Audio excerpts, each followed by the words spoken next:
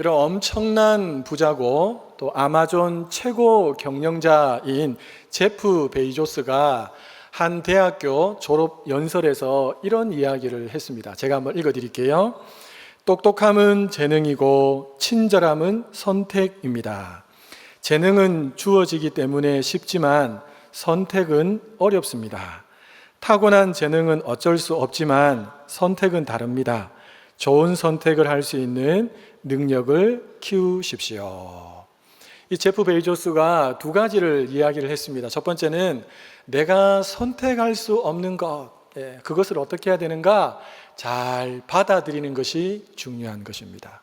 그러나 내가 선택할 수 있는 것은요, 내가 좋은 선택할 수 있도록 선택의 능력을 키우는 것이 중요하다라고 했습니다. 아마 이 제프 베이조스가 그 자리까지 오르게 된 것은 좋은 선택을 했기 때문에 이제 대학 졸업을 앞두고 있는 졸업생들에게 이 연설을 하지 않았나라는 생각이 듭니다.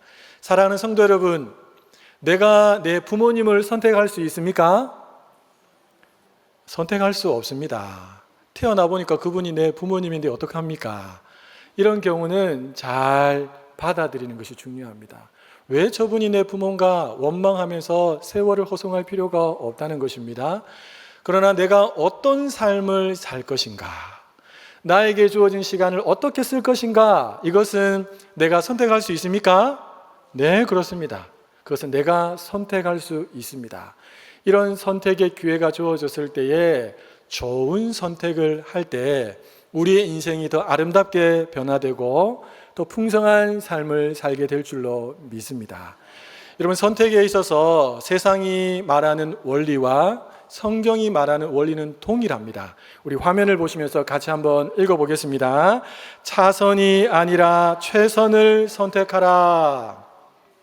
여러분, 앞으로 선택의 기회가 있을 때마다 차선이 아니라 최선을, 좀 손해보더라도 최선을 선택하시는 성도님들 되시기를 예수님의 이름으로 축복합니다. 자, 그렇다면 우리 그리스도인들은 무엇이 최선의 선택일까요? 무엇이 최선의 선택일까요? 저를 한번 따라해 주시겠습니까? 하나님 편에 서는 것이 최선의 선택입니다. 말씀 편에 서는 것이 최선의 선택입니다. 진리의 편에 서는 것이 최선의 선택입니다. 진짜 그렇게 믿으십니까? 네. 사랑하는 여러분, 아브라함과 이제 롯이 헤어져야 될 때가 됐습니다. 아브라함은 자신이 먼저 선택할 수 있는 상황이었지만 조카 롯에게 네가 거할 땅을 먼저 선택하라고 선택권을 줍니다. 그때 조카 롯이 어디를 선택합니까? 눈에 보기에 너무나 아름다워 보이고 화려해 보이는 소돔과 고모라를 선택하게 됩니다. 여러분, 이 선택은 하나님 편에서 봤을 때는 차선에도 낄 수 없는 최악의 선택이었습니다.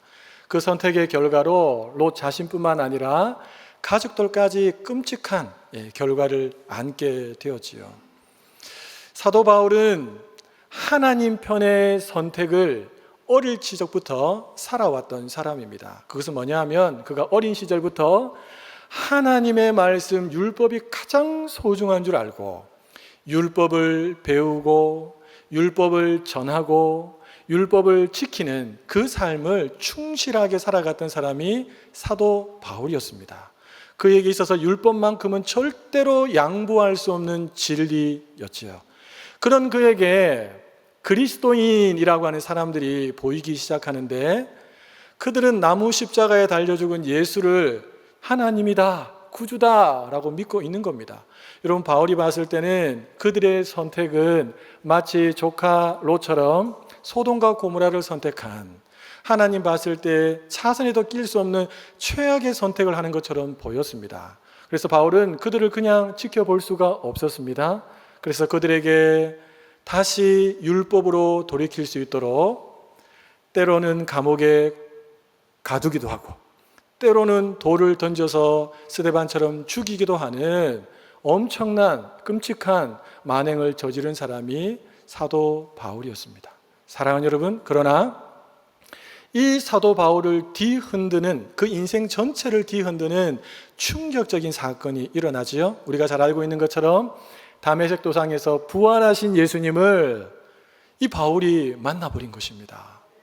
이 예수님을 만나보니까 나는 어린 시절부터 하나님 제일 가까이 서는 선택을 했다라고 생각했는데 지금 내 모습을 보니까 나는 하나님 제일 가까이가 아니고 하나님 제일 반대편에 서 있었구나라는 사실을 깨닫게 된 것입니다. 그래서 사도 바울이 어떻게 합니까? 성령의 인도하심을 따라서 내가 잘못된 선택의 길을 걸어왔구나라는 것을 깨닫고 오직 예수 그리스도를 믿음으로 의롭게 하시는 이 복음을 붙드는 선택을 사도 바울이 하게 됩니다. 자, 그런데 이 바울이 보기에 문제가 보입니다.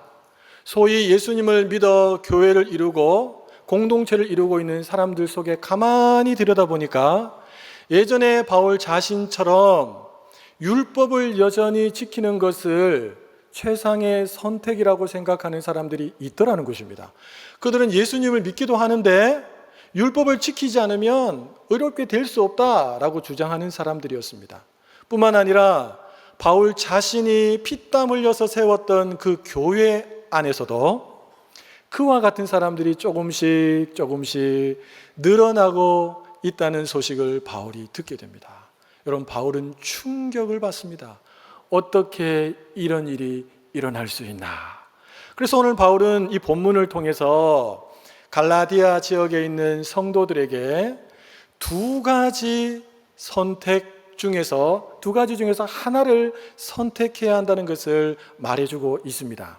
한쪽은 율법을 잘 지키면 예수님도 믿고 율법도 잘 지켜야지 완벽한 의로움을 가질 수 있다라고 믿는 사람들의 삶의 결과고, 다른 한쪽은 아니야, 오직 예수 그리스도를 믿음으로만 의롭다, 완벽한 의로움을 가질 수 있는 그런 사람들이 살아가는 삶의 결과입니다. 바울은 이 두 가지를 선명하게 대조하면서 무엇이 더 옳은 것인지 여러분들이 선택해야 한다라고 오늘 본문을 통해서 우리에게 말씀해 주고 있습니다. 혹시라도 이 자리에 앉아 계신 성도님들 중에 내가 예수님을 믿지만 예수님 믿는가 하면 너는 좀 부족하지, 내가 의롭게 살아야지 하나님 나를 더 의롭게 보실 거야 라고 생각하시는 분들이 계시다면 오늘 말씀을 듣는 중에 여러분들이 잘 마지막에 선택할 수 있기를 예수님의 이름으로 축복합니다.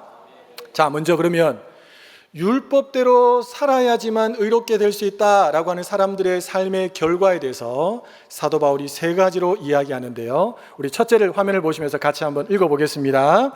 예수님이 마치 죄를 짓게 만드는 분처럼 보이게 됩니다. 우리 17절 말씀을 같이 한번 읽어보겠습니다. 만일 우리가 그리스도 안에서 의롭게 되려 하다가 죄인으로 드러나면 그리스도께서 죄를 짓게 하는 자냐? 결코 그럴 수 없느니라. 아멘. 사랑하는 성도 여러분, 우리는 이미 예수 그리스도를 믿음으로 하나님으로부터 의롭다 하심을 받았습니다. 할렐루야. 자, 그런 우리가 다시 율법을 지켜야지만 더 의로워질 수 있다라는 것을 붙들게 되면 어떤 일이 발생하는가?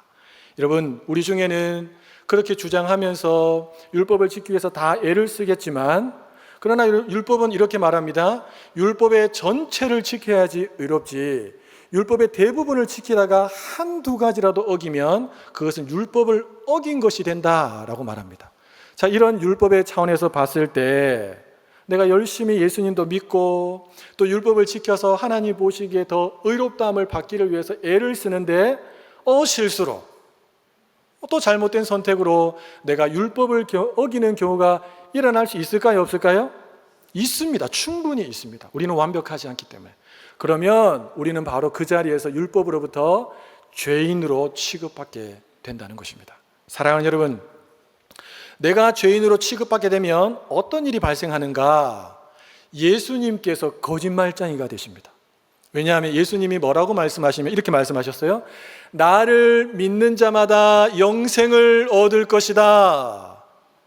예수님이 하신 말씀 맞지요? 이 말은 풀이해 보면 이런 겁니다. 나를 믿는 자는 나의 의로움이 그 사람에게 덮어져서 하나님이 그 사람을 의롭다 칭해 주신다. 그래서 영원한 생명을 얻게 된다라는 말씀이에요. 자, 그런데 이 말씀을 우리가 받았음에도 불구하고 율법으로 말미암아 내가 더 의로워질 수 있다라고 하는 조건을 받아들이는 순간 예수님의 이 말씀은 뭔가 부족하고 틀린 말씀이 되어버리고, 그렇게 되면 우리 예수님은 거짓말 하신 분, 죄를 짓게 만드는 분처럼 보이게 되고, 그분을 따르는 수많은 그리스도인들 또한 거짓말쟁이, 죄인으로 인정받게 되기 때문입니다. 저를 한번 따라해 주시기 바랍니다. 율법으로는 결코 의롭다함을 받을 수 없습니다. 아멘이십니까? 그래서 사도 바울이 이것을 그렇게 강조한 것입니다. 자, 두 번째, 우리 화면을 보면서 같이 한번 읽어보겠습니다. 바울 자신이 범법자가 됩니다. 우리 18절 말씀도 같이 한번 읽어보겠습니다. 만일 내가 헐었던 것을 다시 세우면 내가 나를 범법한 자로 만드는 것이라. 아멘. 사도 바울은 예수님을 믿은 이후에 그동안 율법을 통해서 내가 의로워질 수 있다고 그가 살아왔던 수많은 탑들을 다 한꺼번에 무너뜨렸습니다. 그리고 내가 의로워질 수 있는 방법은 오직 예수 그리스도를 믿음으로만 가능하다라고 생각하고 그는 이것을 세우는데 자신의 모든 시간과 에너지를 쏟아 부었습니다.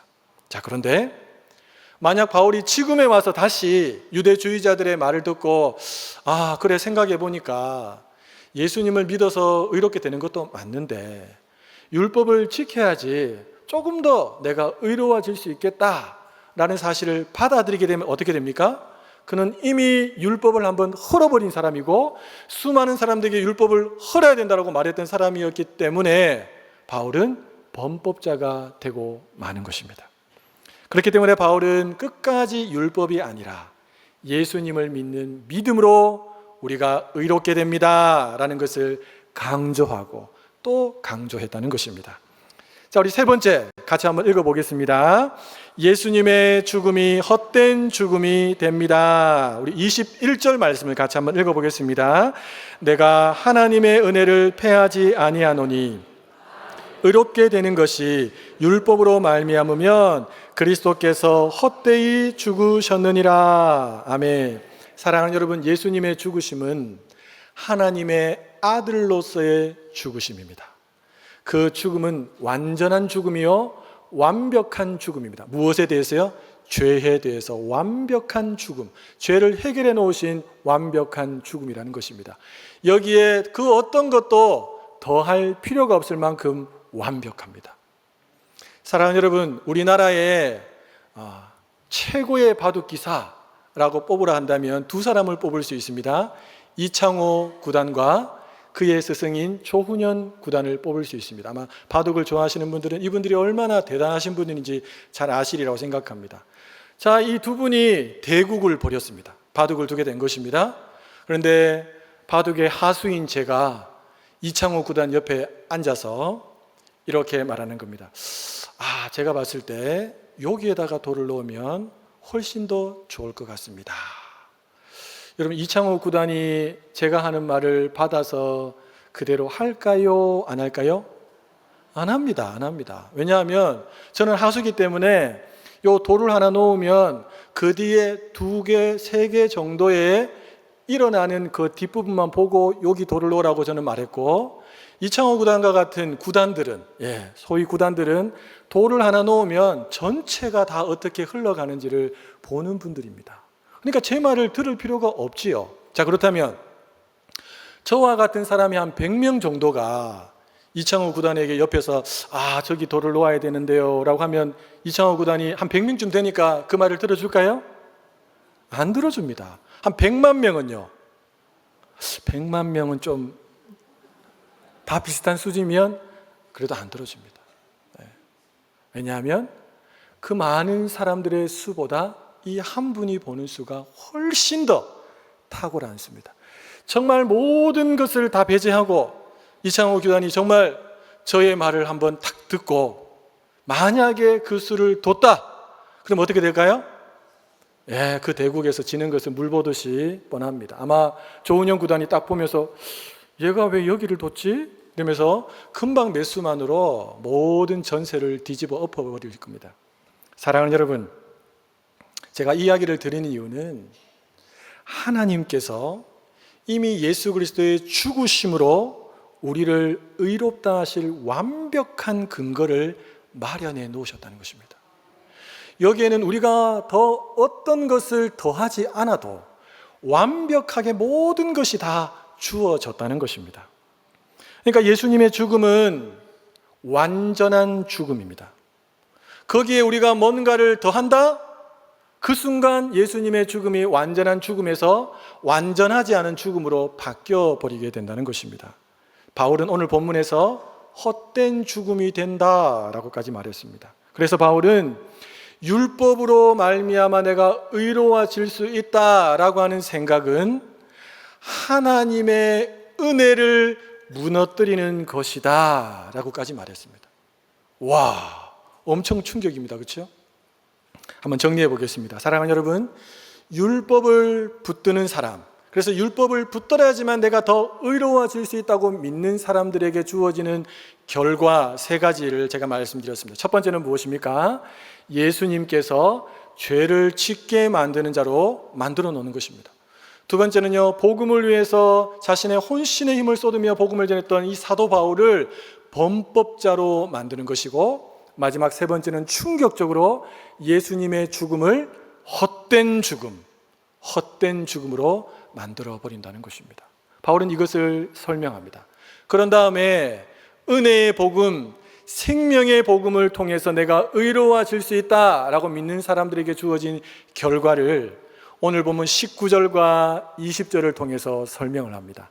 여러분, 19절은 선언이라고 한다면 20절은 이 19절을 보다 풍성하게 설명해 놓은 것이다 라고 생각하시면 됩니다. 우리 19절 말씀을 같이 한번 먼저 읽도록 하겠습니다.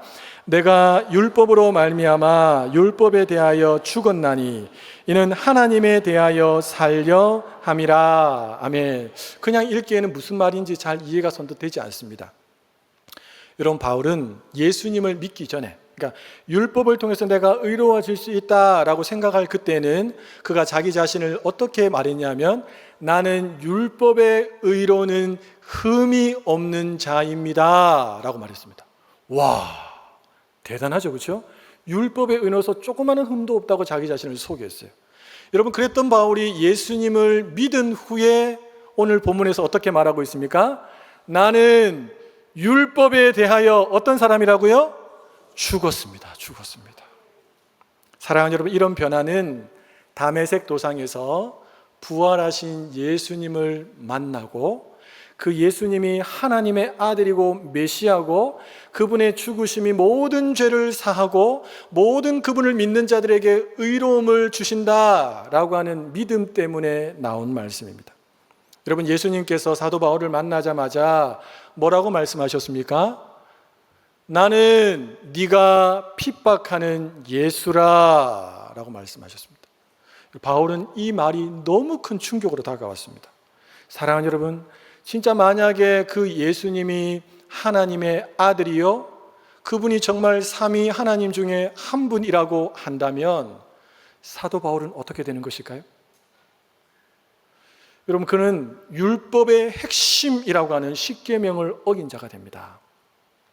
여러분, 십계명은 1계명부터 4계명까지가 하나님을 사랑하라라는 계명이고 5절부터 10계명까지는요 내 이웃을 사랑하라, 가족을 사랑하라 라는 메시지죠. 자, 그런데 예수님이 하나님이에요. 하나님의 아들이에요.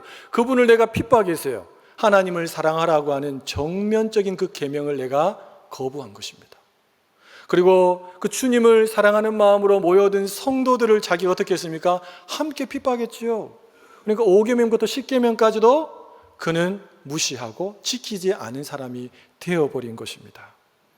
그러니까 바울은 더 이상 율법으로는 자신을 의롭다라고 말할 수 없게 된 것입니다. 예수님을 만났기 때문에.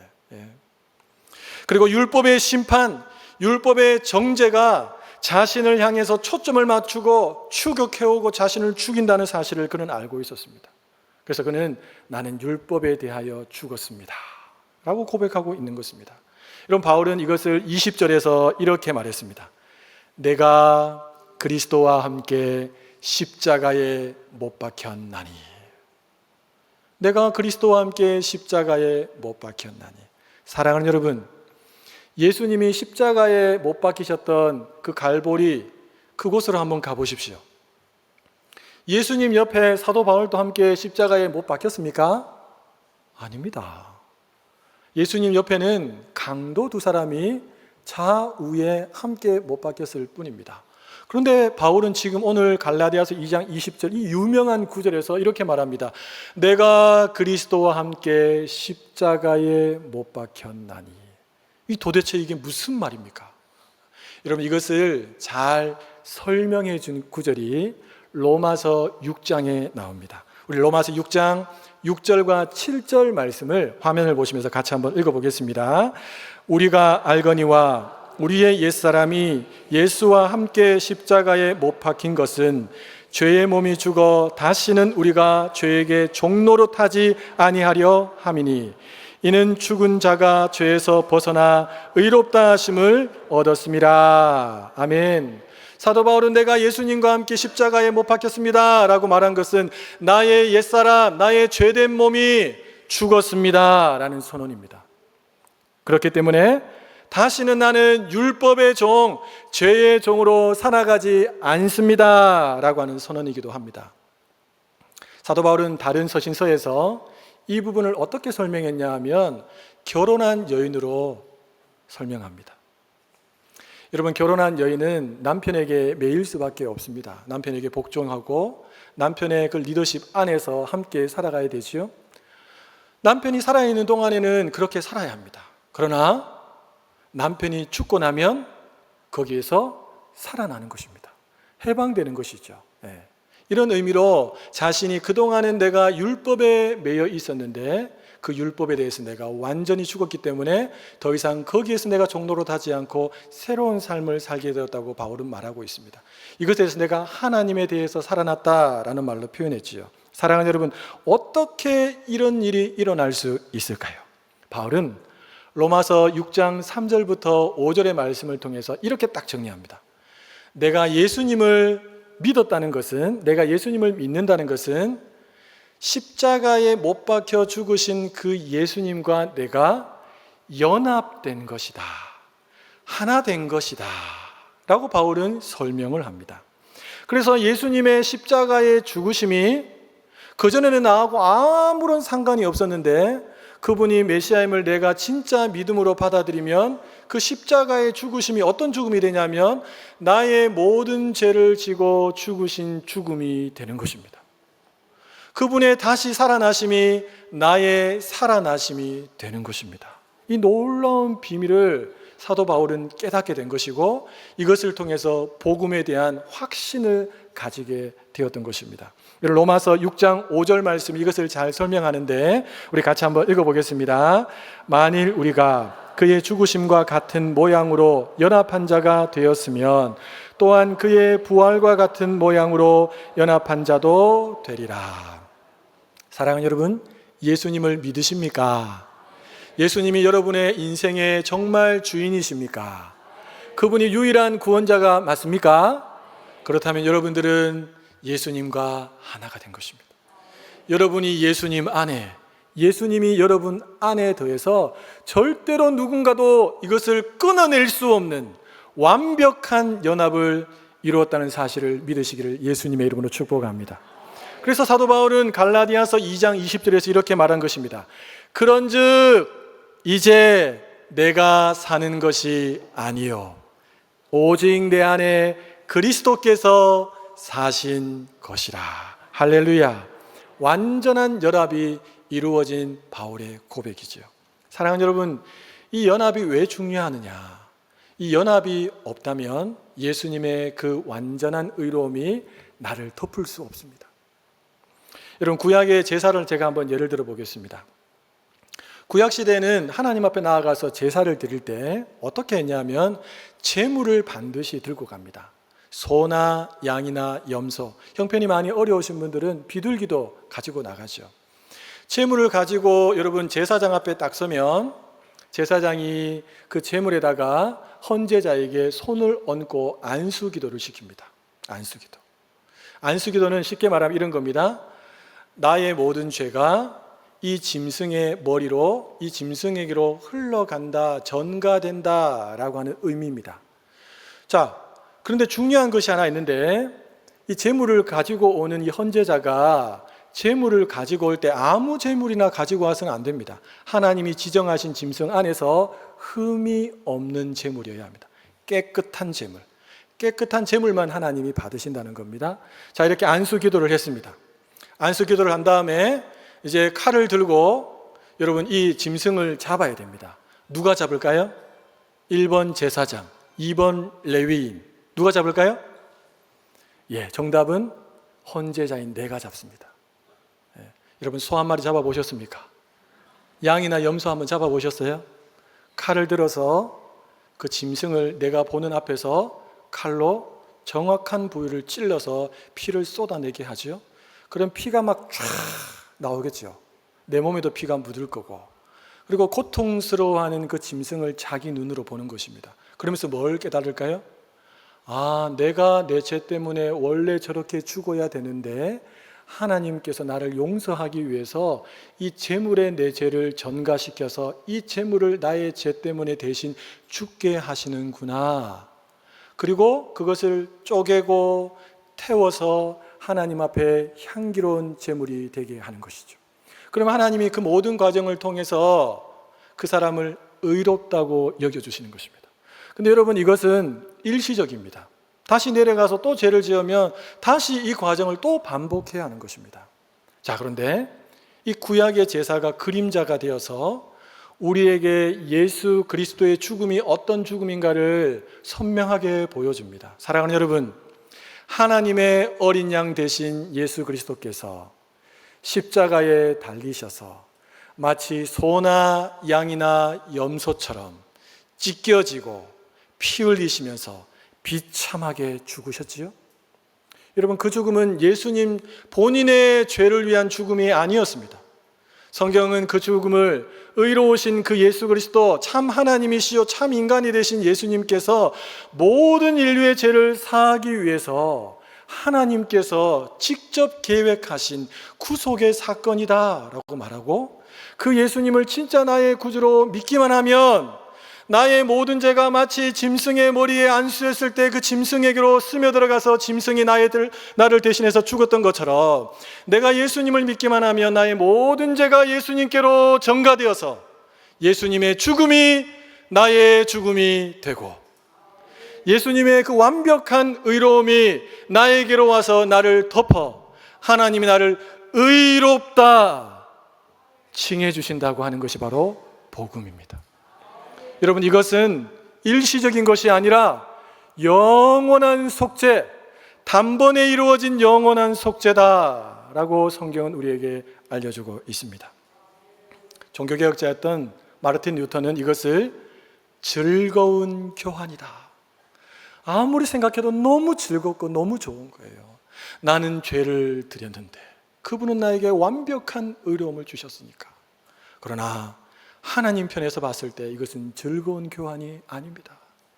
자신의 사랑하는 독생자를 찢으시고 죽이신 엄청난 대가를 지불하신, 왜요? 우리를 너무나도 사랑하시기 때문에 지불하신 엄청난 교환입니다. 주 안에서 사랑하는 여러분, 필리핀이라고 하는 나라는 천주교 신자가 80% 이상이 넘습니다. 80%. 많을 때는 86%, 7%까지 올라갔대요. 그러니까 길 지나가다가 툭 건드리면 다 천주교 신자라고 생각하시면 됩니다. 자, 그런데 이 필리핀에서 해마다 행해지는 예수 고행 체험이라는 것이 있습니다. 이것은 고난주간에 성금요일, 고난주간 마지막이죠. 성금요일 날 이루어지는데, 실제로 채찍질을 하고 실제로 그 무거운 십자가를 지고 걸어가고 실제로 그 나무 십자가에 대못으로 박히는 겁니다. 끔찍한 일 아닙니까? 자, 왜 이런 일을 하는가? 그리고 누가 저런 일에 참여하겠나라고 우리는 생각할 수 있는데, 여러분, 필리핀 이 가톨릭 신자들 중에 많은 사람들이 이런 생각을 갖고 있습니다. 극단적인 고행을 통해서 내 신앙을 더 경건하고 의롭다고 표현하고, 또 극단적인 고행을 통해서 내 마음의 소원을 빌면 예수님의 의로움 더하기, 거기에다가 나의 의로움을 좀 더 더해서 하나님 앞에 기도로 올려드리면 하나님이 그 기도를 반드시 잘 들어주실 거다 라고 하는 생각으로 이 많은 사람들이 여기에 동참하고 있습니다. 심지어 어떤 분은 30몇 년 동안 해마다 예수 고행 체험을 하고 있다고 합니다. 여러분, 십자가에 달리는 그 과정 얼마나 고통스럽겠습니까? 시간이 되어서 그 사람을 십자가에서 내리면 그 밑에 준비하고 있는 앰뷸런스가 그 사람을 바로 실어서 병원으로 가서 치료한다고 합니다. 그래서 치료해서 또 나오면 또 그 다음에 고난주간이 되면 또 이런 일을 반복해서 한다는 것이죠. 사랑하는 여러분, 이것은 복음이 아닙니다. 이것은 복음이 아닙니다. 자신을 더 의롭게 보이려고 하는 자기 과시일 뿐입니다.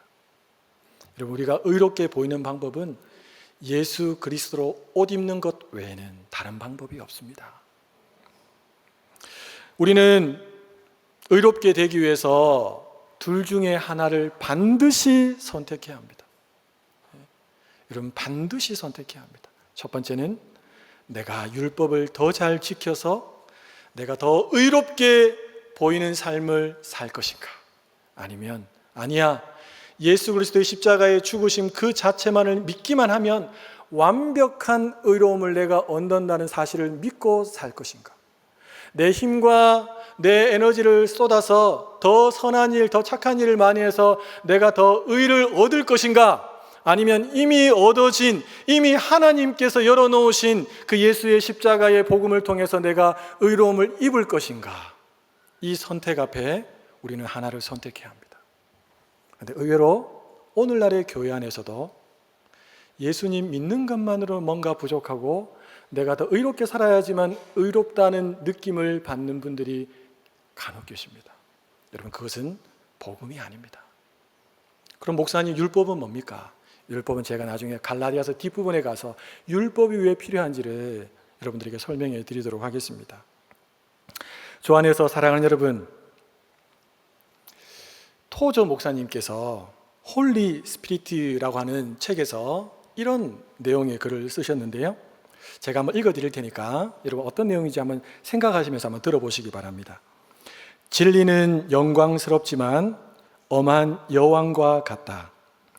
진리는 다른 사람과 상의하지도 않으며 협상도 타협도 모른다. 다만 높은 자리에 앉아 너희가 은을 받지 말고 나의 훈계를 받으며 정금보다 지식을 얻으라 라고 소리칠 뿐이다. 이제는 이 말을 듣는 각 사람의 선택에 달려있다. 그들은 이 말을 받아들이든지 아니면 거부해야 한다. 사랑하는 여러분, 예수 그리스도의 십자가의 죽으심과 부활이 진짜 진리가 맞습니까? 네. 그러면 절대로 타협할 수 없습니다. 절대로 양보할 수 없습니다. 이 복음만으로 충분합니다. 이 복음만으로 충분합니다. 이 복음을 깨달은 사람들이 하나님의 은혜를 알고 주를 위해서 사는 것입니다. 간절한 바람은 오늘 본문 갈라디아서 2장 20절 하반절의 사도 바울의 고백을 우리 성도님들의 진짜 고백으로 받을 수 있기를 예수님의 이름으로 축복합니다. 우리 그 말씀을 읽고 오늘 설교를 마치도록 하겠습니다. 이제 내가 육체 가운데 사는 것은 나를 사랑하사 나를 위하여 자기 자신을 버리신 하나님의 아들을 믿는 믿음 안에서 사는 것이라. 한 번 더요. 이제 내가 육체 가운데 사는 것은 나를 사랑하사 나를 위하여 자기 자신을 버리신 하나님의 아들을 믿는 믿음 안에서 사는 것이라. 할렐루야.